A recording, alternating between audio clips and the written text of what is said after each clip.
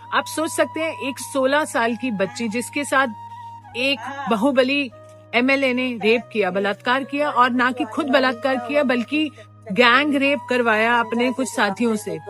और हम कौन सी दुनिया में, हमें लगता है कि ये हो गया। नहीं, आगे सुनिए। उसकी जब पिता ने रिपोर्ट कराने की कोशिश की, पुलिस कस्टडी में बहुत बुरी तरह से टॉर्चर करते हुए, जो आप फिल्मों में देखते हैं उतने ही से ज्यादा टॉर्चर करते हुए उसके पिता की पुलिस कस्टडी में हत्या कर दी गई।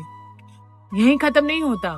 जब किसी लॉयर ने उसका केस लड़ना चाहा, तो जब उस लॉयर की गाड़ी में बैठकर ये पीड़िता जा रही थी अपने न्याय की मांग के लिए, वो गाड़ी को 11 बार टक्कर करवा दी।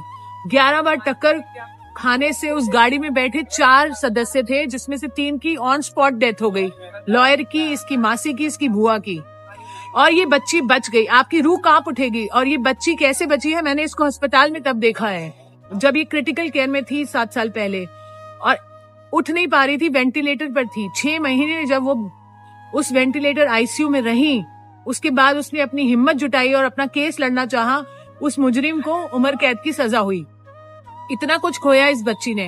अपनी लाइफ को नॉर्मल करने लगी थी, अभी शादी की और कोशिश कर रही थी नॉर्मल होने की। हम उसके साथ थे इतने साल से, और अब क्या हुआ आप सुन के हैरान हो जाएंगे। उस आरोपी को बरी कर दिया गया। आप सुन पा रहे हैं, उसे बरी कर दिया गया।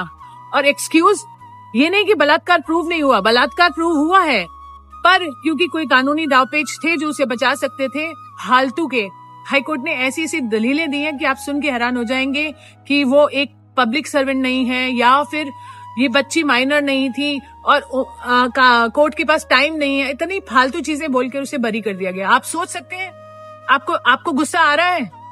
अगर नहीं आ रहा तो आना चाहिए, क्योंकि बेटियां हमारे सबके घर में है, और ये हिंदुस्तान की बेटियों की बात कर रहे हैं हम।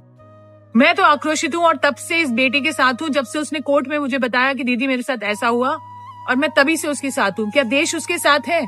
अगर नहीं है तो आप मर चुके हैं। अगर है तो आप सपोर्ट कीजिए, क्योंकि मुझे मालूम है ठंड का समय है, लोग नहीं आ सकते प्रोटेस्ट के लिए। अगर आप नहीं आना चाहते तो नहीं आइए, कोई बात नहीं। कम से कम वीडियो शेयर कीजिए, लोगों को जगाइए और बताइए कि ऐसी दरिंदगी हमारे देश में हो रही है और अपने बेटियों के साथ भी हो सकती है।